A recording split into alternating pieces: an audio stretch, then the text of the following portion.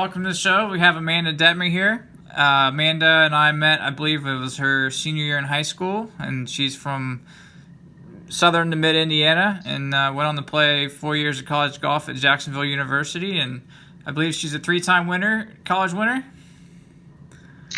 Two-time winner. Three sounds better. Three sounds better, right? So, just going to have you tell us your background from junior golf in Indiana, and if you felt like you had the weather kind of hurt you compared to other kids that you played with in the South, and what it was like going on to play college golf, a little bit about your recruiting process and how you made some decisions there, and what college golf was like for you.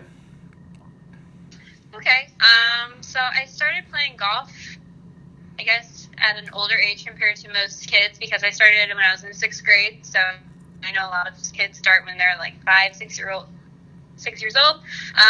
Became really addicted to it, so my dad started to sign me up for tournaments, and wasn't very good, but I continued to just work very hard.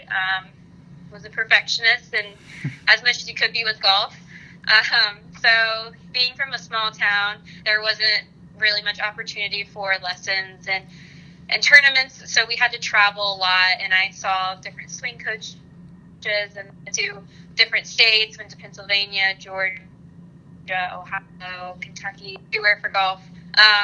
So did a lot of tournaments, and I think that really prepared me for college golf because I was able to feel the pressure. I was able to play courses that were set up similar to college, and I was able to meet a lot of people. And I think I met you from a golf league tournament, and I think it was Houston Woods. Yep. Maybe. I think you were doing like an endpoint thing. Yep, we started some putting. So connections.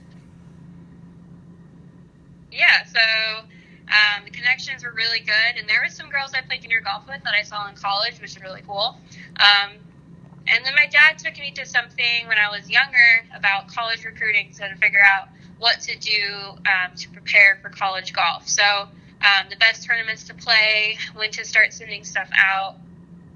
And I think it was very helpful just because, especially from where I was from, they don't have that information for you. So it was good to go to like a seminar to learn that kind of information. So I did a bunch of stuff to prepare and started sending stuff out. And I really didn't want to travel far for college, but I ended up getting something from Jacksonville, Florida. So home course TPC Sawgrass. So I was like, I really want to go check it out and see it. So we went, and I ended up really liking it. And at the time, I was a junior, so it was a tough decision. But in the end, it was one of the best decisions I made, just because, especially weather in Florida, we can play year round. I didn't have really any days this winter where I can play golf. So I know that's a plus, especially for fall and spring sport compared to up north. So the weather was a big factor. The golf courses, the access, like what we played for tournaments, we played the best courses there were, and it was amazing. And just the connections and everything, I thought that this was a great decision. I mean, I ended up staying here after school, but there was just so many good factors about coming to Jacksonville, so I decided to come here, and then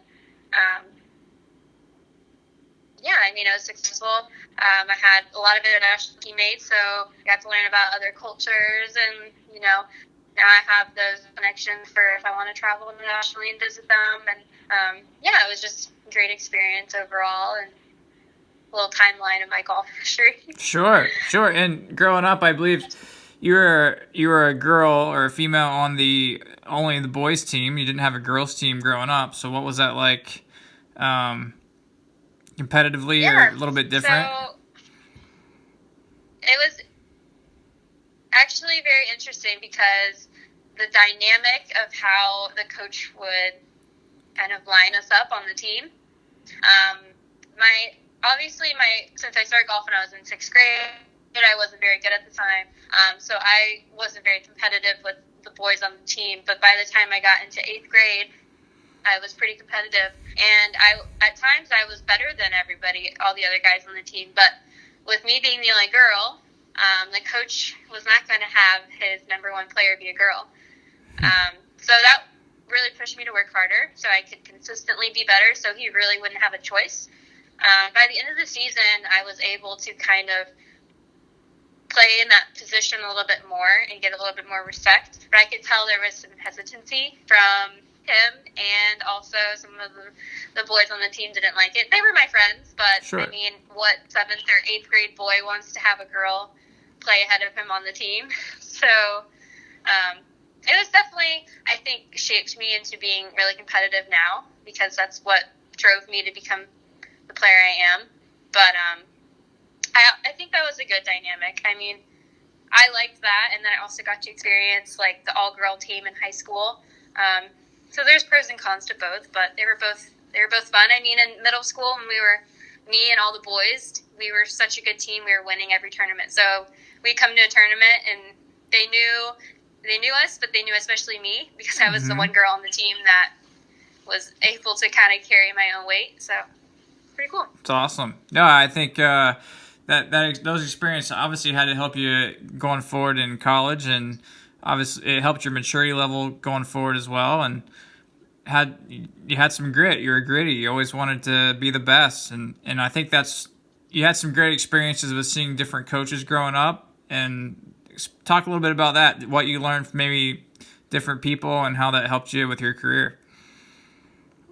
Yeah. So when I was just starting out, I mean, my parents my dad played a little bit of golf, but they were never like, okay, this is who they saw as swing coaches, or we didn't have any friends who had swing coaches they recommended, so we kind of just did research. And I think maybe growing up I had 5 swing coaches, which it was very difficult for me because each swing coach I had was focusing on different parts of the swing. So it was hard for me because as soon as I understood and got something down, there'd be some reason why I couldn't go see them anymore. So then I'd have to find someone else, and then it would change my whole swing. And it was just hard for me because I'm that type of person who, once I settle on something, I don't want to have to change it all over again. And especially with golf, I mean, the swing is if you make a minor change, it feels huge. So I hated making these changes, and mentally it was hard. So in high school and middle school, I kind of floated around with different coaches, and then I settled in with you, and I really liked seeing you.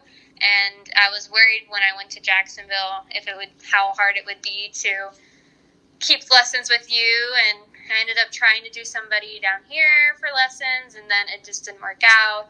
So I ended up coming back to you, which I'm really glad I did, because obviously when I came back to you, it showed in my scores too. After I saw you, I won 2 tournaments that year, so it was awesome. And I feel like I could tell you what I wanted to work on, and you were like, okay, this is what we're going to do to make that happen, which I felt like at times before we said that to my swing coaches, and they were like, well, you got to do this first before you can get that. And then with you, it was like, I want to do this, and you're like, okay, we're going to do this to get that. There was no in between. It was straight there to get what I wanted. And what I really wanted was the distance, because I always had the accuracy, but I was always that short ball hitter. So I was always, I struggled with hitting a drive over 200 yards. And for college golf, that makes it hard, especially on the par 4s, because everything was a hybrid for me for second shot. So I came to you, and I told you I wanted to hit it far, and I did. I started hitting it 10 to 20 yards farther on irons, and then driver was sometimes 30 to 40 yards. So it was good to have that understanding from you, because it felt like I didn't have that before from other swing coaches. So I felt like that was another reason why I really liked seeing you as a swing coach. Oh, well, appreciate the thoughts there, but you did all the work. I mean, we're just trying to help you get there, and you put the time and effort in, and I think that's something that a lot of kids don't realize, how much hard work it takes to become a high-level player, and definitely spent the hours, put the time in, get to reach your goals. Yeah, when I was growing up, so my home course didn't have a range, and we didn't have a practice chipping facility. We didn't have much of a putting green. So my version of practice was actually going out on the course and hitting the actual shots. So I'd go to this yardage in the fairway, and hit this shot to the green. I'd go behind a tree, hit this shot, a low chip shot. I'd do all those different shots. And I feel like that was something that, because I was able to put my practice into, I guess, the real thing. Because I noticed when I came to Jacksonville, I started hitting off ranges all the time. And I was so confused why it wasn't translating to the golf course. And growing up, it was already on the golf course, my practice. So I was used to that. So I think being able to practice growing up on a golf course was a big thing for me. And being able to go out in the evening until 9:30 was awesome. So I was practicing 3 to 4 hours a night, and I loved it. And I think that was what made me get good so fast, because I was spending so much time in it, and I just loved it. It's awesome. No, I think you have an amazing story, from being the only girl on the team to not having a practice range, to playing on the golf course, to going to college, being successful and winning. And then it's an awesome story, because most juniors should listen to your story when they're complaining or realize they don't have what they need to be successful. And I think if they heard your story, it would change their mind a little bit. Yeah, I mean, I was limited. I lived in a town of 12,000 people. We had one golf course. So, I mean, I had to make do with what I had, but it didn't stop me from reaching my goals. Everyone was very supportive of me. I just had to work a little bit harder. But if you want anything, you work hard enough. It's never too difficult. Certainly. So, at what point in your college career did you decide that maybe playing professional golf and going to a business and going to a different career, what kind of changed your mind on what routes you wanted to take and going forward?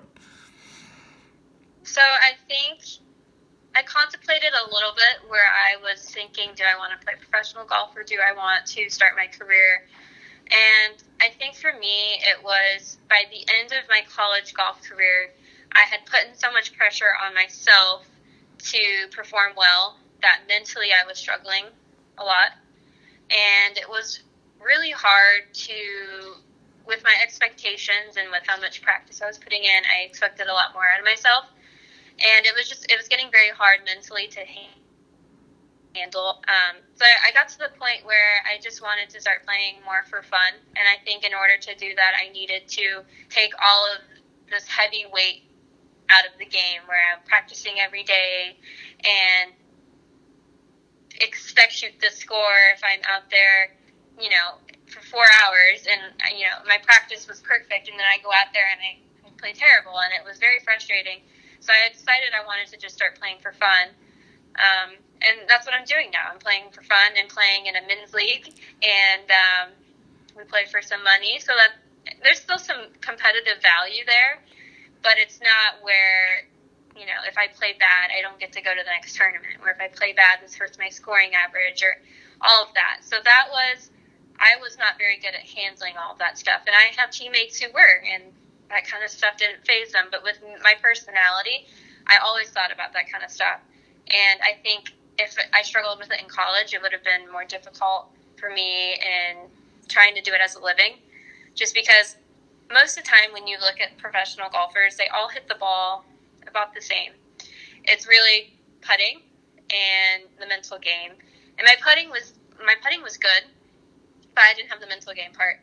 And I feel like you got to have both in order to excel at that. And I just didn't think I was, mentally strong enough going in, at the point I was, to immediately start playing professional golf. So I could see myself maybe in a year or two try and play some amateur tournaments, because I definitely missed that, but I am enjoying the playing for fun aspect right now. Scrambles and playing for money and just skins and all that kind of stuff. It's just fun, because Sure. Before, it was so serious. So now I get to kind of just have a different way of playing the game. So it's awesome. Well, I think I've gotten a couple of text messages recently of a couple of 66s on the board playing for fun. So it's fun, because now that I work, I play 2 or 3 times a month, so usually on the weekend, and I don't practice, so I just go out and I play. Whatever I shoot is what I shoot, So I don't have any expectations at all. And those days where I've had 2 rounds 66. I had a 31 the other day. So it's just like, just playing for fun now. And it shows the difference. I mean, I knew in college that I needed to try and have more fun, but it was just so hard for me because mentally I couldn't stop thinking about everything else. But I knew if I could, my scores would have been better. And everyone always says, just don't think about it. Don't think about it. And it's hard not to. But if a player is able to do that, I mean, you can see a clear difference in their scores. And that's what I'm doing now, and I'm enjoying it. And I look forward to it every weekend when I get to play.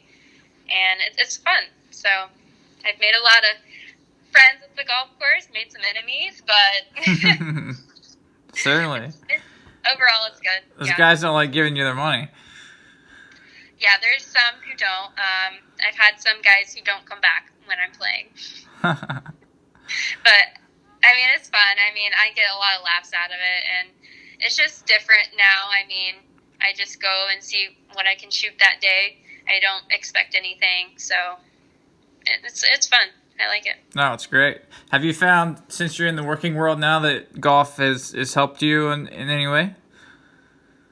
I do. So, in my corporate office, there's like 8 of us, and our Christmas party this year was at Topgolf. So, most of the people in the office don't really golf. They've golfed occasionally, but they're not avid golfers. So we had our party at Topgolf, and I was like the star of the show. Like everyone was watching me, and they wanted to do bets against me, and they were asking for help and all this kind of stuff. And with the Blues being here, they were asking if I wanted tickets and talking about doing scrambles maybe next year together, like as a company and like supporting and all that stuff. So I have noticed that being a girl who plays golf and in the working world has definitely opened some doors for me and more conversation openers for me, and just I think a little bit more respect too, which is a great thing because being a girl in a working world is not always easy. But if you're able to talk a little bit of the same language, like golf, I feel like I get a little bit more respect. So definitely very thankful for that. No, you're definitely a grinder and able to use things to your advantage. Yeah. So give us one thing that you would tell yourself that you know now back when you were a freshman in college or a junior golfer. One thing. I feel like there's a lot of things. All right, give us 1 to 3 then. You can choose a couple if you wish. Okay. I definitely think one of the most important things, like I talked about earlier, was the having the fun aspect. And the reason it sounds like something that's very easy to do, but to me, and I noticed it with other girls, it was hard to do because, you have family expectations, you have, the risk of not traveling, you have scoring average, you have records, you have team expectations, you have all these things that are on the table. And it's hard to really get that out. But if you can understand what makes, then I would use that to drive your practice, drive how you're approaching a tournament, all of that. And I think I kind of struggled with what made it fun for me. And if I could have figured that out sooner, then I think it could have been a little bit differently for me. And I think the reason I say that too is because my freshman year, I didn't have any expectations with, me coming in and just being on the team and playing. And I could tell in my scores, like, I played some really good rounds, and it was like, my thought was, okay, if I don't play good, my teammates have my back. Like, right.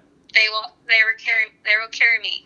And when I got to be a senior, I was like, okay, well, if I don't play good, I'm laying the team down.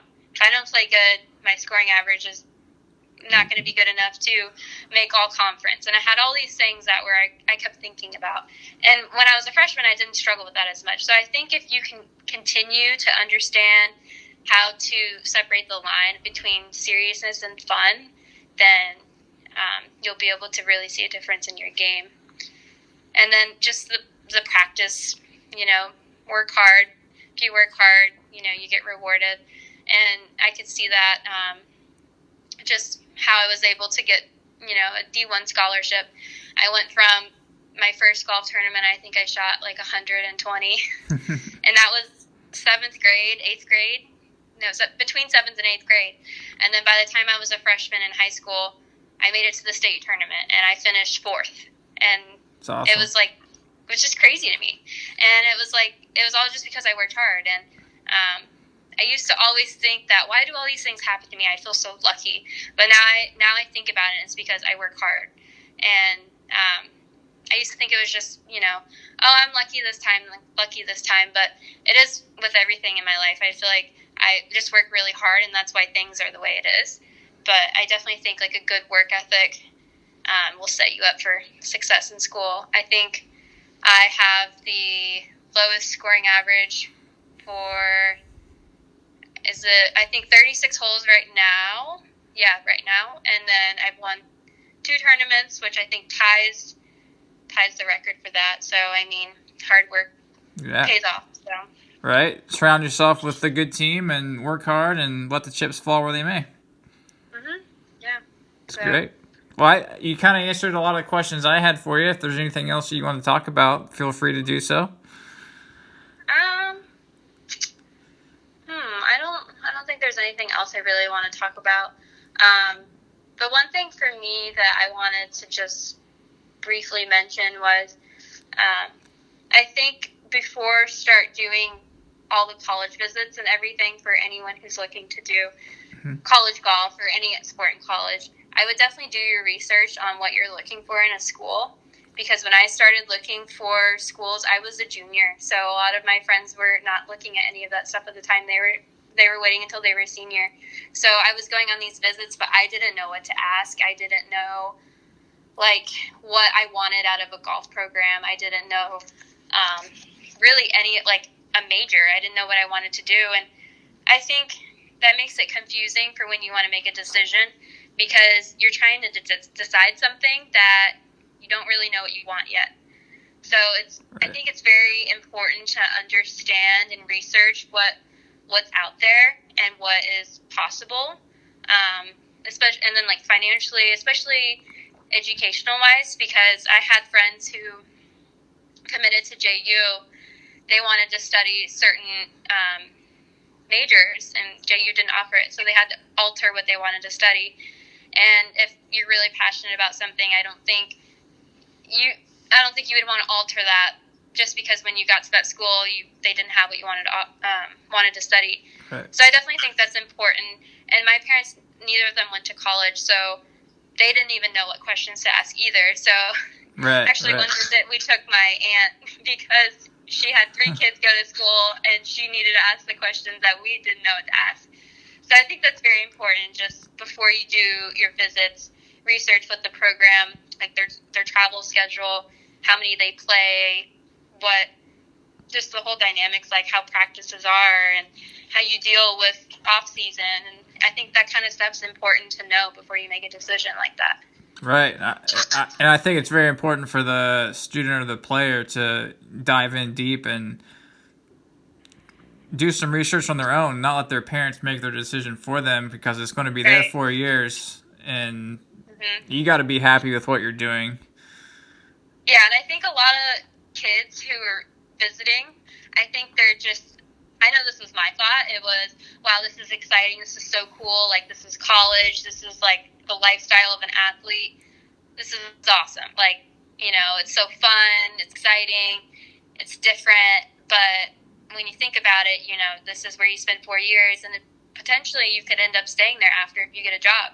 So I definitely think, it's hard to think about all that stuff when you're, a junior or sophomore in high school, but I definitely think it's important, because you don't want to have to end up transferring because you don't like it there, you didn't ask the right questions, so you put yourself in a position that made it hard for you.